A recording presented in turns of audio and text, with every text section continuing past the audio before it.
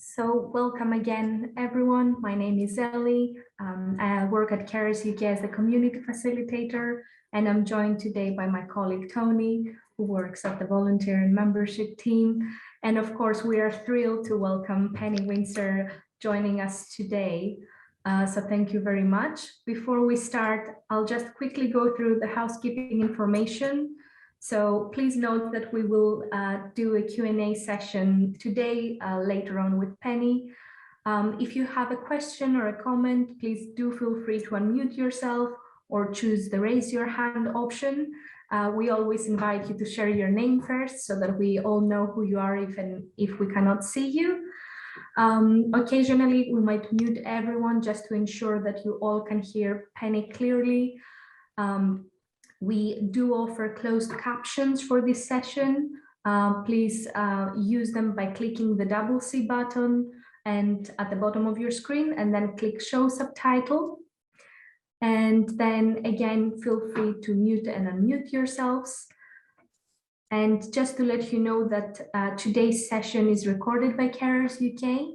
Recording our sessions allows carers who are unable to join us enjoy the benefits of the sessions at their own time. It also allows us to monitor the quality of the sessions and to continue and improve.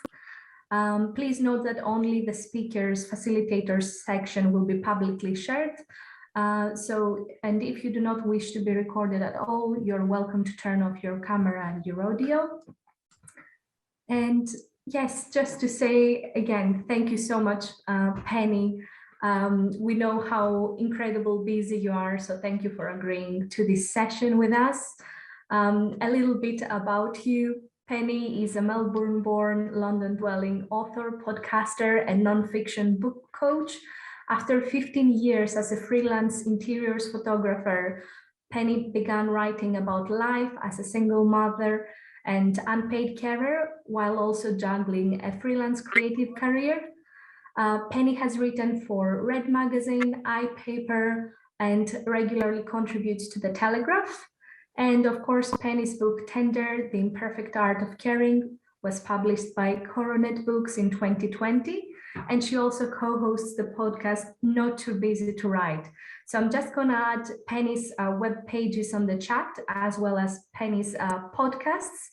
And just to pass it over to Penny and ask if you would like to share a bit about yourself and how your caring journey started and later evolved. Thank you. Thank you so much, Ellie. It's such a pleasure to be here. And thanks everyone for joining. It has been a busy day for everyone who's done lots of sessions with Carers UK. So I guess to give a bit of context to why I wrote about unpaid caring, I'm a parent to my son Arthur, who is turning 12 in a few weeks. He's autistic and he has learning disabilities as well.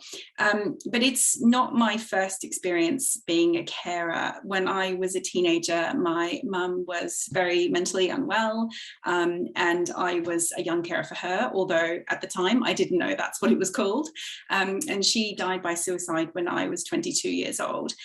And when I became a parent 10 years after that, and it became apparent in those first couple of years that my son was disabled and was going to need support probably for the rest of his life, I started really thinking about my time supporting my mum. I hadn't really thought a huge amount about that time when I was a teenager after she had died. I thought a lot about her and about how, the things I missed about her, and I think I focused a lot on all the good things, but I hadn't really put my experience as a carer into context. And when I was faced with another caring situation, I think that's when I realized that that's what I had done for my mum. I think in a way it was almost more scary going into a caring situation again, knowing that I had done it before and how challenging it was. And so that's a bit of a background as to why I decided to write about unpaid carers in Tender. So in the book, I talk about my two different situations and how I've been, I guess, processing them, but also I interviewed lots of other carers, which was really kind of the whole point of the book for me, was to understand how different people cope with varying different degrees of challenges of being a carer, particularly the emotional challenges when it comes to understanding your own feelings within quite a complex situation of having to always think of somebody else at the same time. Thank you, Penny, for giving us an overview and for sharing it with all of us. Please feel free to go ahead and we can start with your first book reading. Sure. So this is from near the beginning of the book, where I really wanted to ask the question, why is it so hard to talk about caring? Whenever my mother went through a crisis during those years, she would go into a private clinic for a 2-week stay. I was often told by her psychiatrist not to visit for the first 3 or 4 days until the initial crisis, which was a euphemism for suicide watch, was over. Then I would visit every couple of days for the rest of her stay. They were hard visits. At first, I would listen to her apologize over and over for letting me down, while I in turn tried to reassure her that she hadn't. Then, as the days ticked by and her mood improved, inevitably, when I turned up to see her, she'd be surrounded by other patients, attracted to her warmth and empathetic attitude, young girls with eating disorders whom she mothered in the absence of their own parents, men and women with a variety of mental illnesses who were drawn to her open and accepting nature. She cared for them, listened to them, and validated them in a way she seemed incapable of doing for me. As her daughter, my emotions became too much of a burden for her in her fragile state, but strangers' emotions seemed to be fine. I found myself angry and resentful of the other patients for the way that they could unburden themselves to my mother. I had learned the hard way that this was not something I could do anymore. I knew it wasn't her fault. I knew she was ill, but I was angry anyway. I felt motherless. And I would feel terrible for thinking of myself when my mother was ill. How can you be angry at someone who can't control what's happening to them? My feelings of resentment towards her illness spilled over into feelings of resentment towards her. I was so ashamed of those feelings that I never spoke about them to anyone. I learned to protect my mother and others from how I felt in order to be strong for her. To put what is happening to us as carers into words can feel like a betrayal. The illness or impairment isn't happening to us, but to somebody that we love. Where is the space for our own feelings amongst this? I am not alone in having had moments of berating myself for feeling resentful, angry, or frustrated. It is the person we are supporting who is working hard to live with physical pain, mental illness, or impaired cognition, not us. It can feel safer to stay silent about our own inner turmoil. And yet, as carers, while not experiencing the illness or disability, our whole lives may have been drastically upended. We may be facing levels of stress and demand on us that we have never experienced before. Thank you, Penny. And you mentioned feelings and emotions such as anger, resentment, and stress. And I wanted to ask, how have you been navigating this, especially throughout the pandemic, and what your coping mechanisms have been? I think it's, the reason I chose to read that section, which is not easy for a lot of people probably to even hear as well, is because I think we don't acknowledge the really hard feelings that come up when you're a carer, because they really can be very shameful. So I think it's really important for me, as someone who feels quite comfortable speaking openly about my situation, that I do always speak about some of the difficult emotions that I have. Because even though I feel in a really good place generally about my life and the fact that I'm supporting my son, it doesn't mean that there aren't times when I feel angry and resentful. And I think the pandemic is a perfect example. I wrote this book before the pandemic. It came out during the pandemic last year in the summer. So yeah, I'd just finished the final edits when we went into lockdown.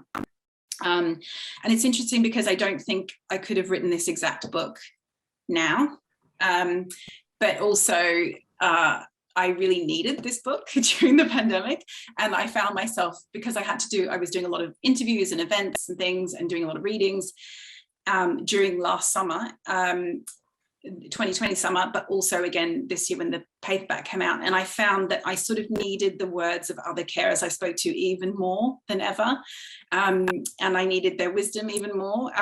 So even I found myself having to kind of really reach back and reach out for support, which might sound strange because I wrote the book and I should remember it. But I think in a way, just because you know something intellectually, it doesn't mean you don't need support and reminders and community around you when you're going through something that is newly challenging. And we've all been through something extraordinarily challenging the last sort of 20 months. I mean, like, you know, if I had known what we were going to go through when I wrote this, I just, you know, it's just, you know, what everyone and every interview in this book, you know, I've been in touch with all of them over the past 20 months.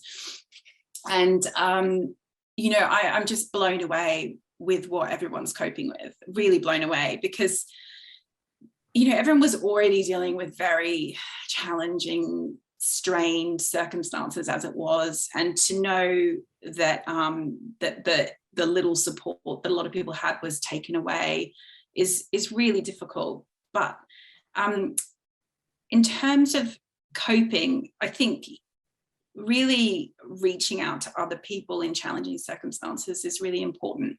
You know, being friends with other carers, whether it's online or in person, is so important, because it can, I did say, I have to say, I found it hard listening to a lot of people complain about quite a lot less challenging circumstances in the pandemic.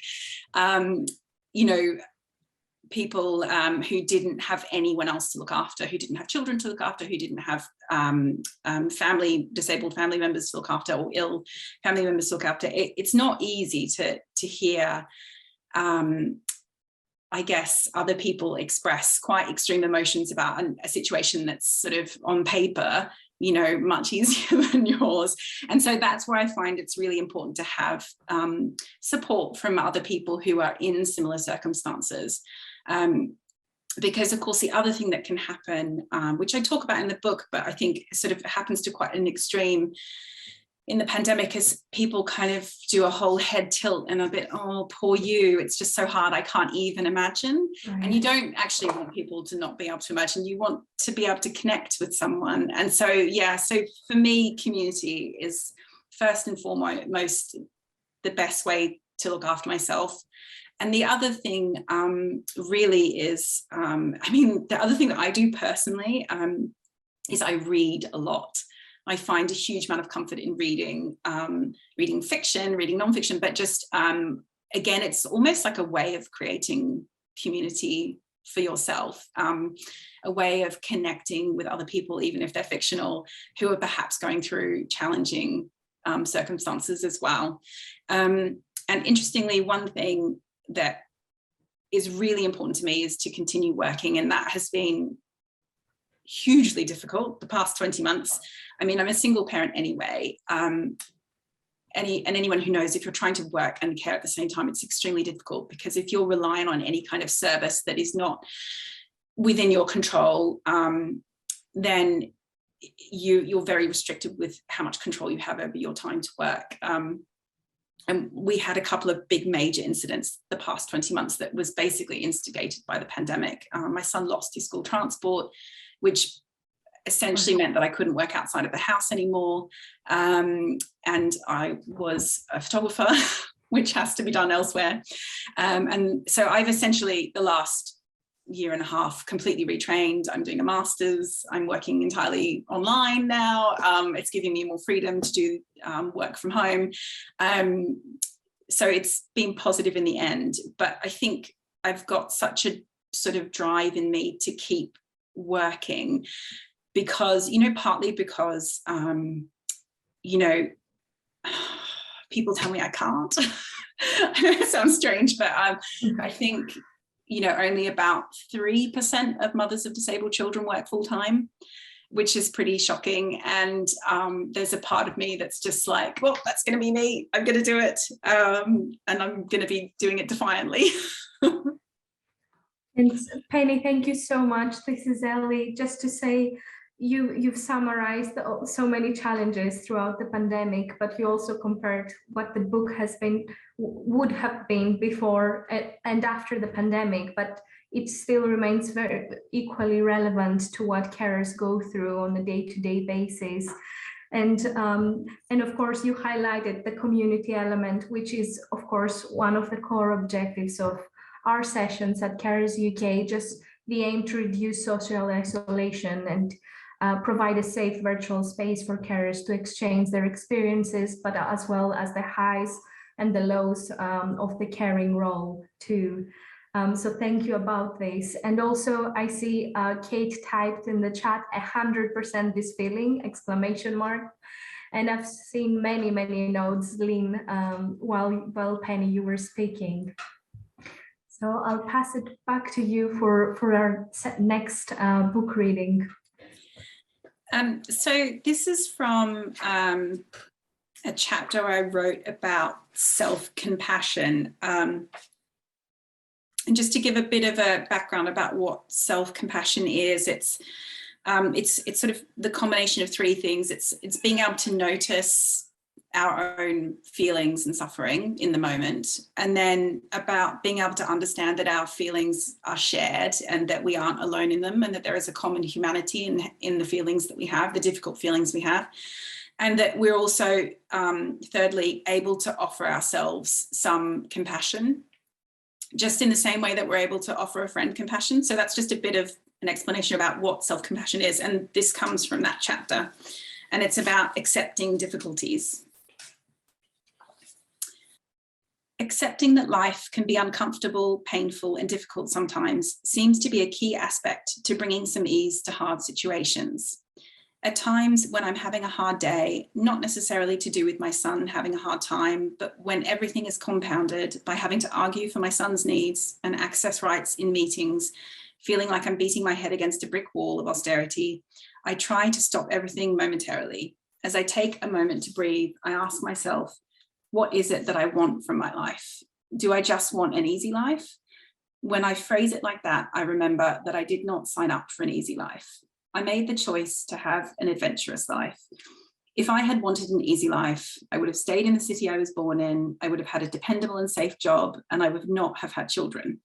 Even as those little lines showed up on the pregnancy test almost 11 years ago, actually almost 13 years ago now, I knew in the moment that the potential pain I was opening up for myself too.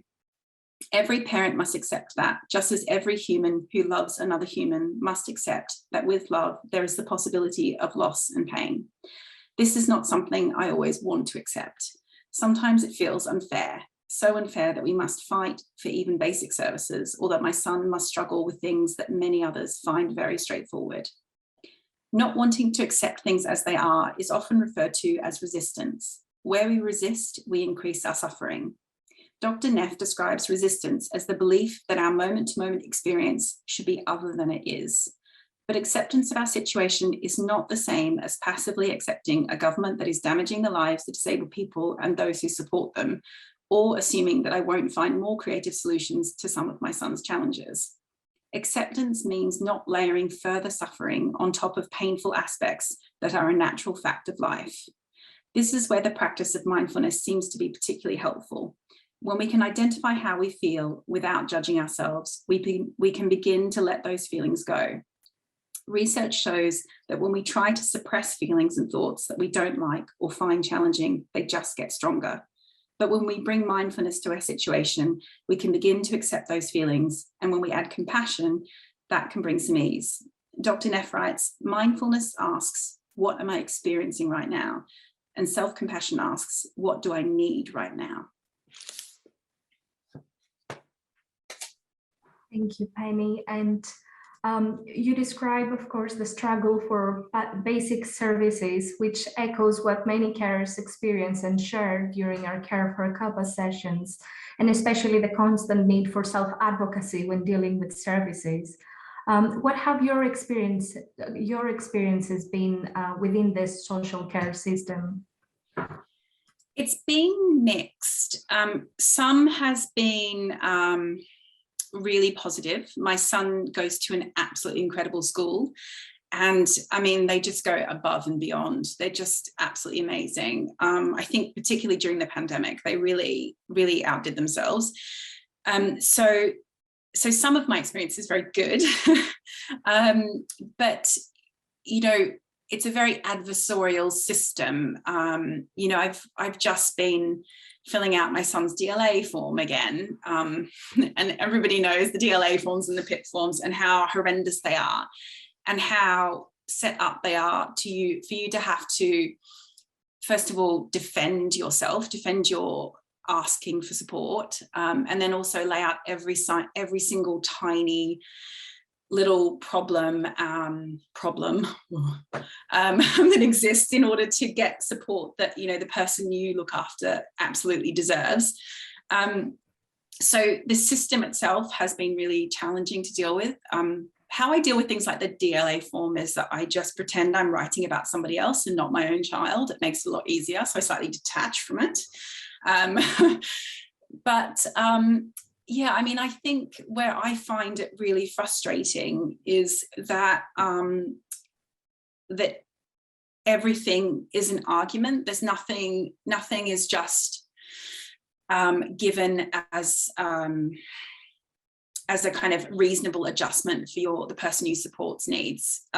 Everything is an argument. Everything has to be fought for. Everything has to require huge amounts of evidence, including people who have lifelong disabilities and progressive conditions, which is completely appalling and shocking.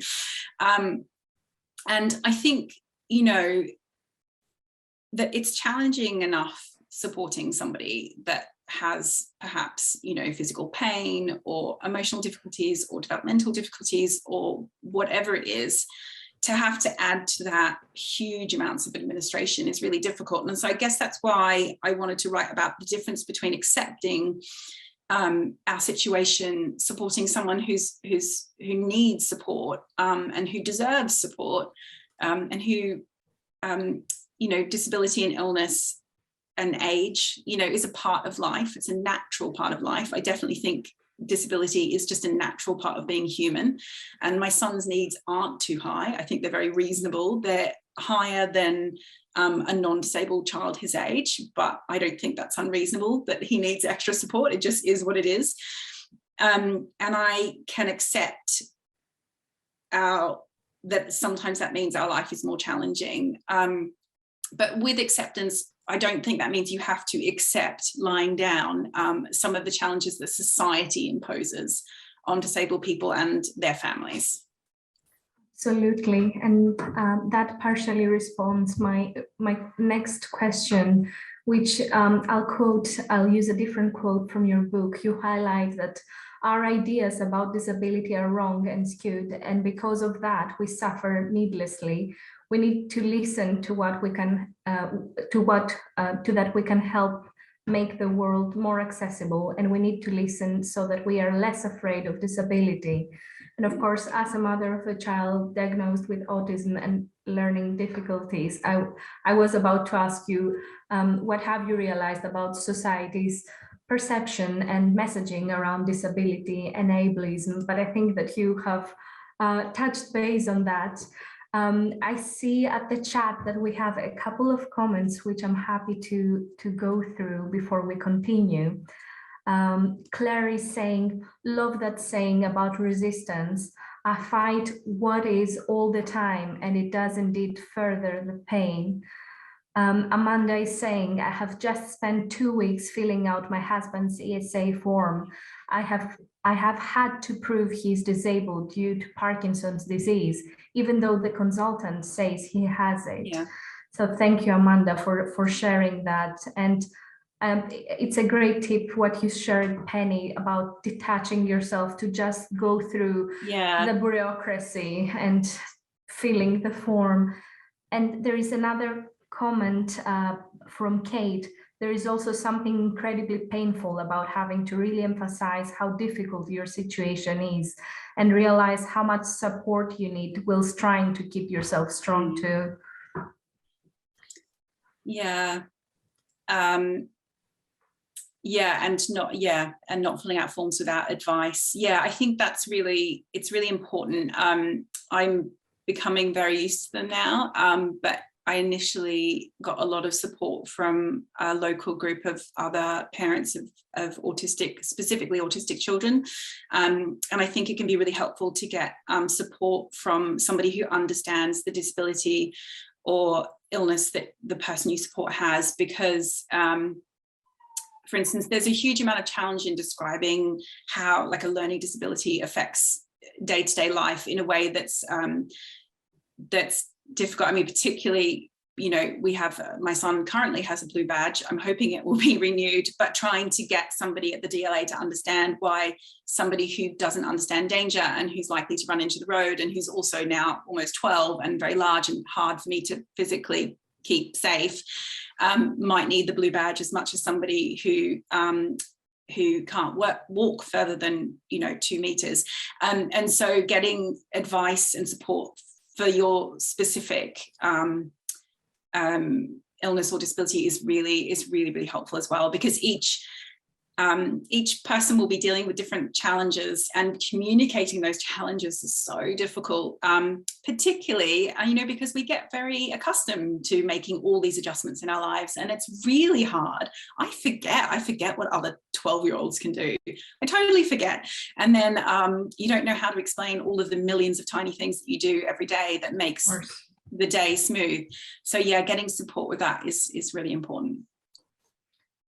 Thank you, Penny. And Katie is mentioning my 80+ mother was refused all support, even though she had serious bowel cancer. When she developed cancer for the 3rd time, finally we got support because of Age UK helping with the forms. Thank you for sharing that, Katie, with all of us.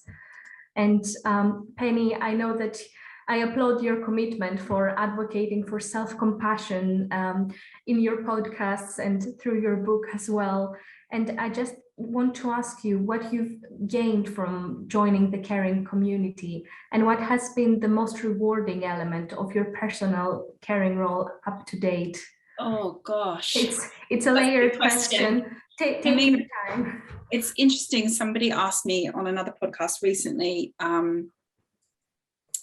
about, you know, my experience with my mother. And I think one thing I can say about it is that, of course, I wish it hadn't happened to her, because, you know, I wish she was still here. You know, I need her. I would love to have her here. And I wish she hadn't gone through what she went through.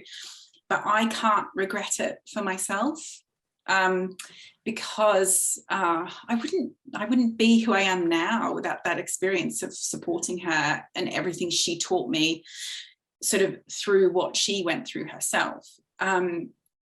So I think I just wouldn't be who I am today. I certainly wouldn't be the parent I am. I certainly couldn't be, I don't think, the parent I am to my son, having not gone through the experience with my mum. So as much as sometimes I get frustrated and I'm just like, oh, I just wish life was a bit easier. I just wish it wasn't, especially this past 20 months, you know, just as soon as when you're in a caring situation, as soon as anything else goes wrong, suddenly life becomes very complex. And you know, exactly the same for a disabled person, you know, dealing with your disability is one thing, dealing with your disability on top of everything else is another. And so I'm not going to pretend like it's all sunshines and rainbows, because it really isn't. But at the same time, I think I've gained more than I lose. And I think my son particularly has taught me a lot about, you know, what it means to live a good life. You know, he is not going to tick a lot of the boxes that other children of my friends and my daughter will probably go on to tick, like going on to university and living independently and, you know, having a partner, potentially having children. You know, these are things that may never happen for my son. And I'm actually not that worried about that anymore, because he has shown me that he will have a good life, even though it's going to be different, and it will have challenges, many challenges, and a lot of that will be to do with, you know, whether he gets the access he needs to what he needs. But he has shown me a different route to a good life.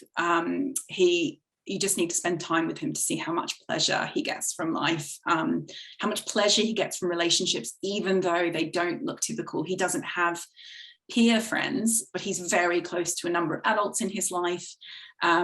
He's very close to his sister. But his relationships look different to other people. From the outside, they look different, but they're incredibly rich, and his life is very rich, and so is mine because of it. That is lovely. Thank you for sharing that. And yes, I love how you highlighted joy and small victories, and how the caring identity can shape yourself, and how many layers that can have, of course. So thank you. We're happy for you to read the next passage. If this is just very short, it's from the end.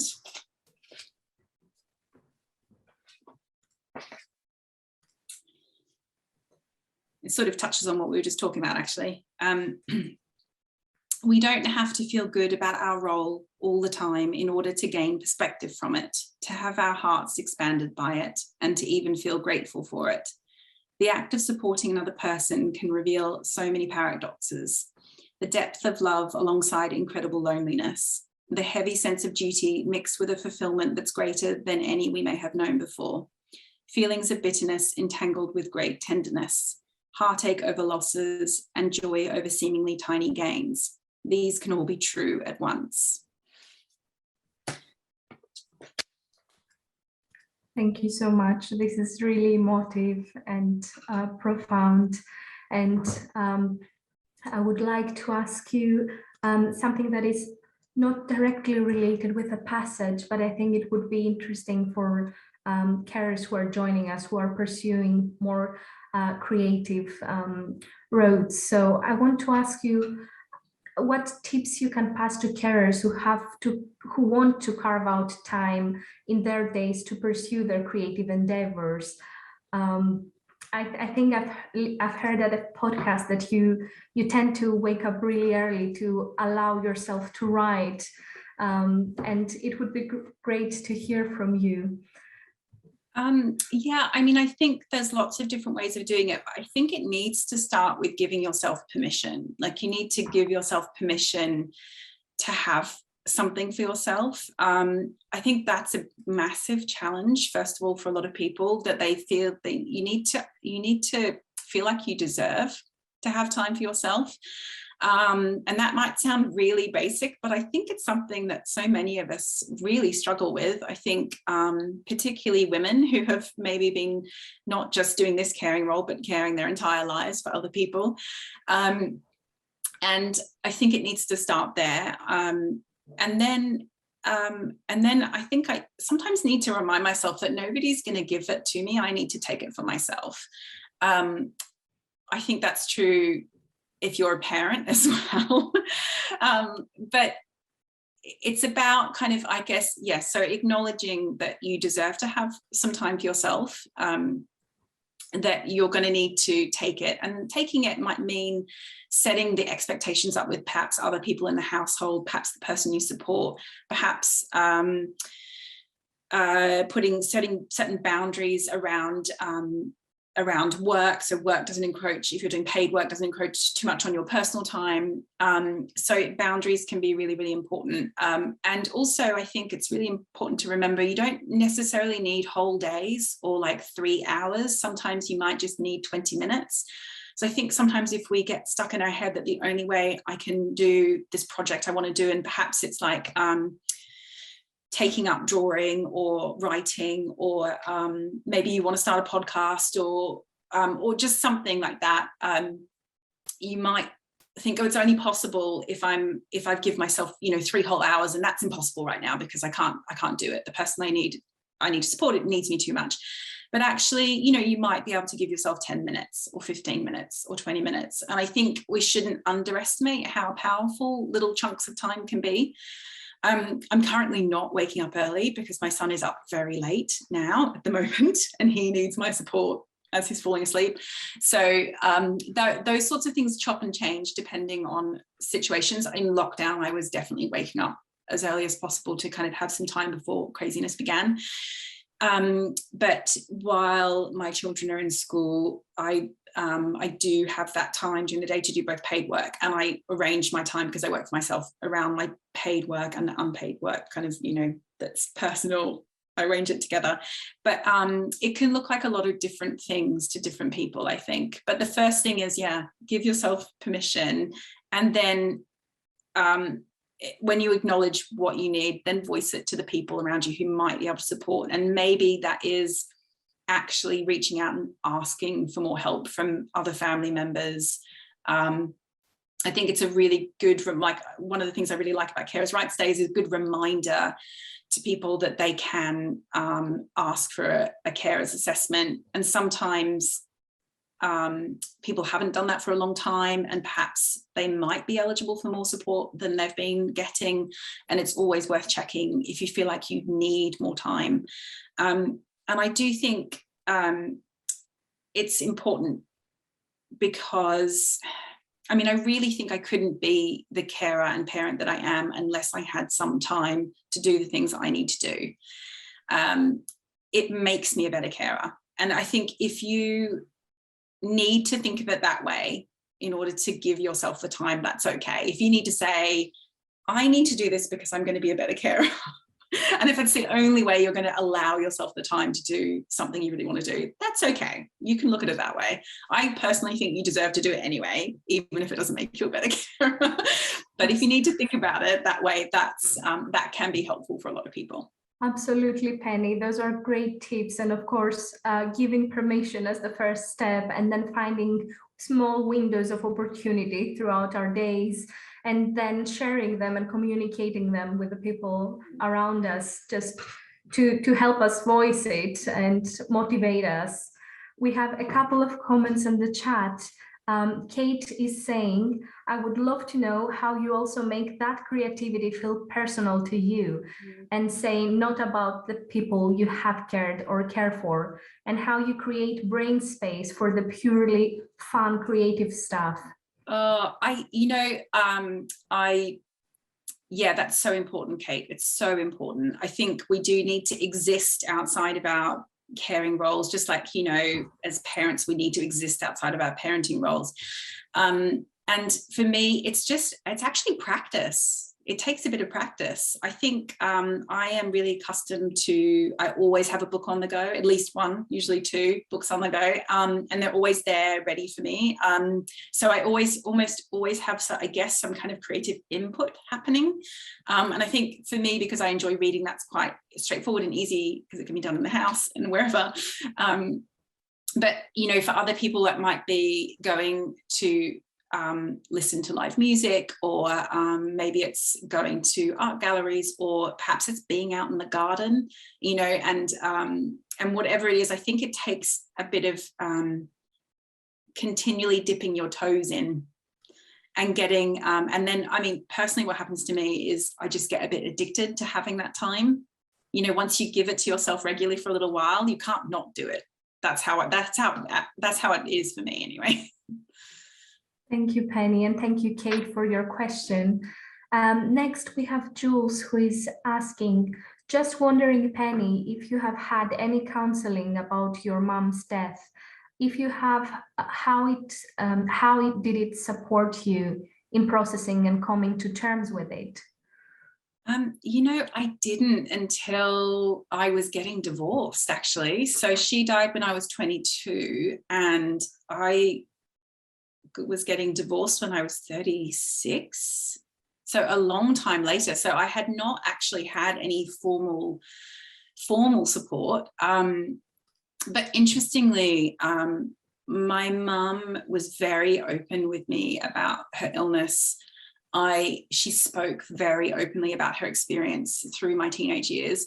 I actually put it down to my mum that I processed it as well as I did, because she really helped me understand what she was going through when she was alive. And when she died, I knew absolutely that she had done her absolute best, that she had tried and tried and tried. I knew some of the things that had not been great and hadn't worked for her. She was treated for mental illness starting in the late 80s, and let's just say opioids were involved. And I think today her care would have been very different.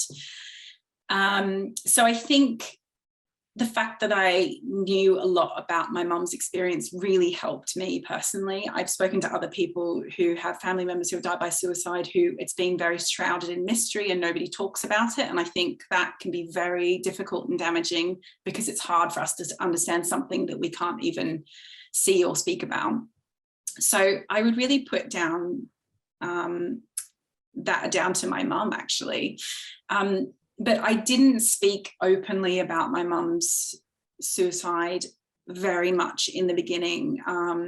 It was 2000 that she died. We've moved on a huge amount in how we talk about mental illness publicly now, a huge amount since then. And I didn't talk about it openly unless it was with someone that I really trusted. And even then I didn't really mention it very often, because I found that people were very judgmental about her death. And so I didn't talk about it to protect her in a way. I didn't like the idea that people thought that she wasn't a good mother because she couldn't live anymore, because that was not how I saw it at all. This is one of the reasons why I talk about it very openly now, because first of all, I think because I feel like I have processed it. It has been quite a long time now. But also because I feel like my comfort in speaking about it openly helps other people who have lost loved ones to suicide, because so many people don't talk about it with them. So sometimes just having somebody who's able to speak about it is just helpful for other people. So that's why I talk about it. But yes, I did have counselling in my mid to late 30s, and I did talk about it a bit. But interestingly, I had to do much more processing around my caring than I did around her death, in a way, because nobody ever talked to me about the fact I was a young carer. There was no word for it. I found out when I was like 30 that that's what I had done. So in a way, I had a lot more work to do around that than around her death. Thank you so much, Penny, for highlighting that there is a stigma around suicide, and also the fact that many of us do not identify as carers, but only later in their caring journeys. I see some further questions at the chat. Kate is saying, as someone whose mom has had 4 crisis admissions for the same thing over the last 3 years, this conversation is so important, and having to be prepared for what might happen. Thank you, Kate, for your comment. And Larissa is saying, my mother has multiple conditions now. She's 74. Some of these are lifelong: severe depression, anxiety, complex seizures, and that trigger psychosis, ulcerative colitis, and apologies if I mispronounce that. I could go on. Have you any tips for helping carers disentangle all the complexities of their loved ones' conditions and all the associated reactions, emotions of the carer other than family members?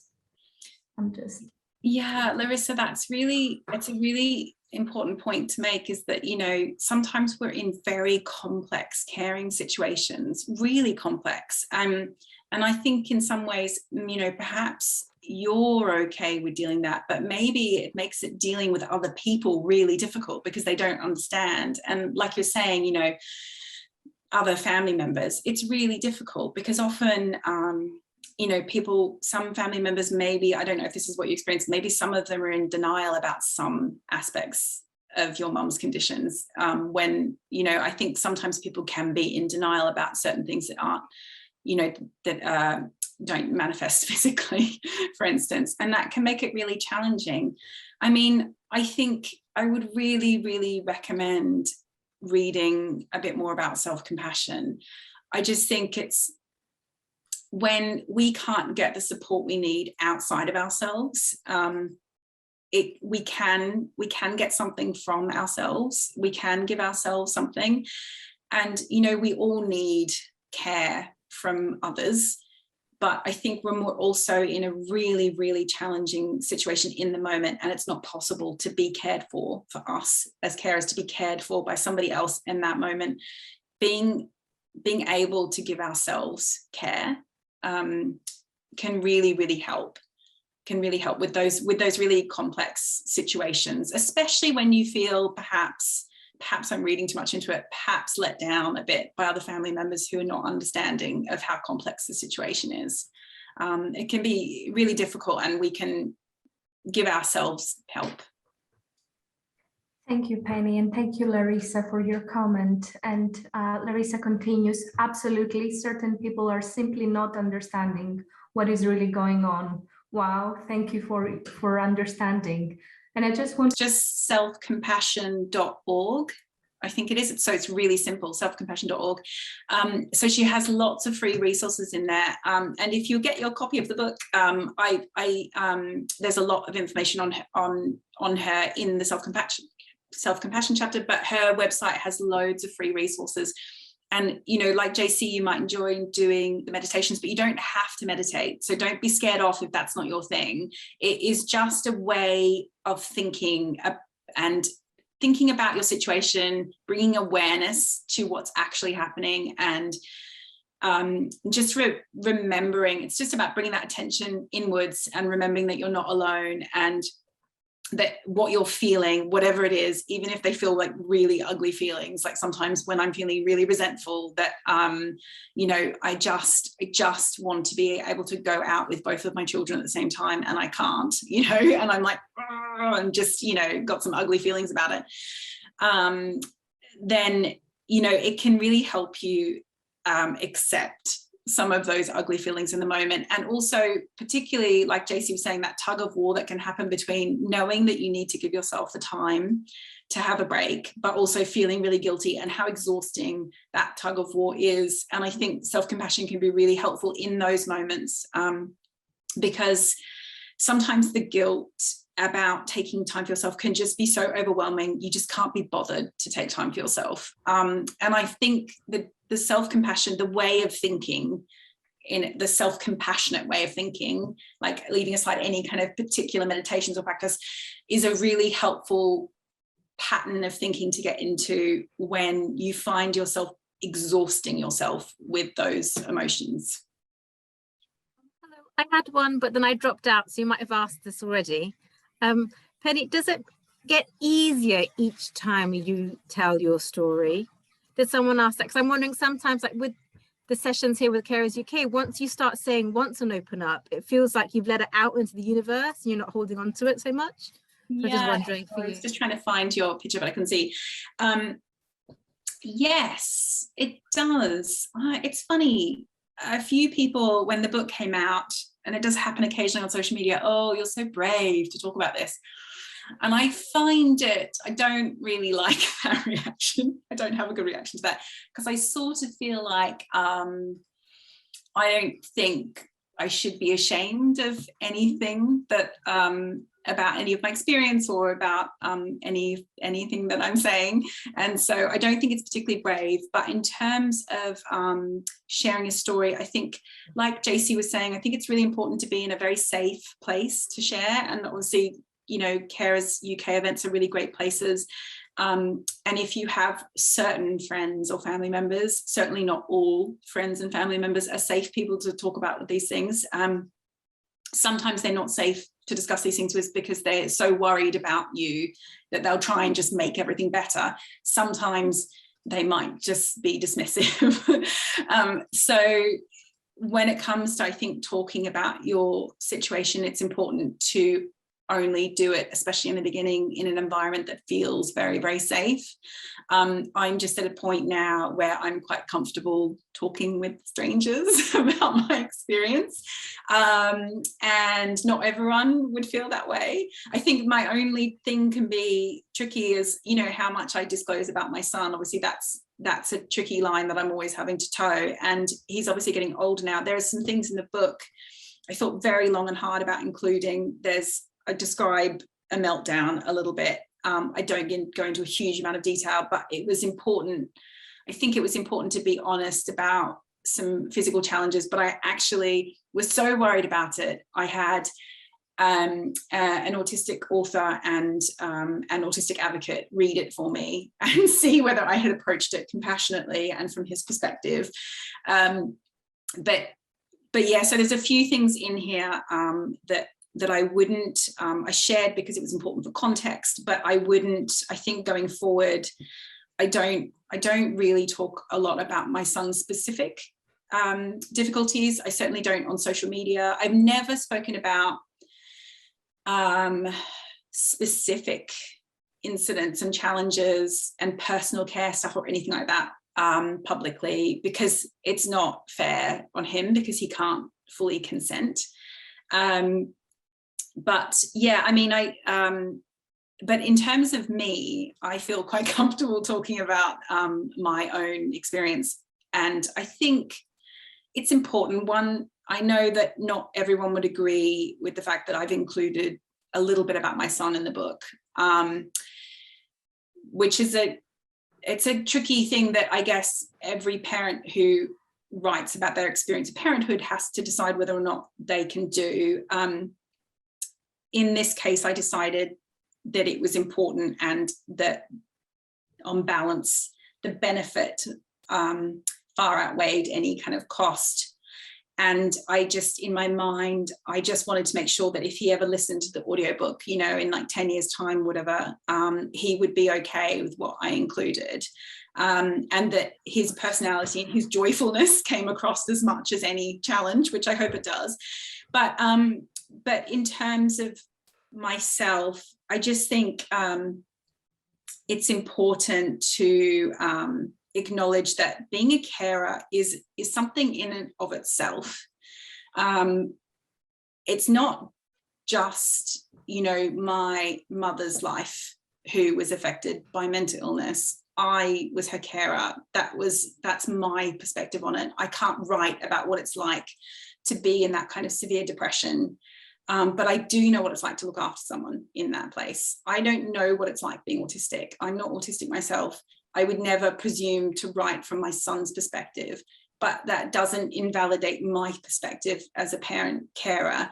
And I think sometimes we need to allow ourselves to own our own story. It's easy to feel like you're overshadowed by the person you support story. But you have your own story within that too. And I think acknowledging your own story is really important. Thank you so much, Penny, for responding to this, and Shirley for your question. I would love to lastly ask you if you would be happy to reveal what should we look forward from you in the future. Oh, wow. I'm writing fiction actually next. I'm a little bit crazy. I'm doing a master's in creative writing at the moment, and I'm writing fiction, and I'm exploring a few other different things. So yes, many things to come in the future. Oh, fantastic. Thank you so much, Penny. We have to say a massive thank you again, Penny, and for your thoughtful readings and responses, and for taking the time on your busy day to join us today for Carers' Rights Day.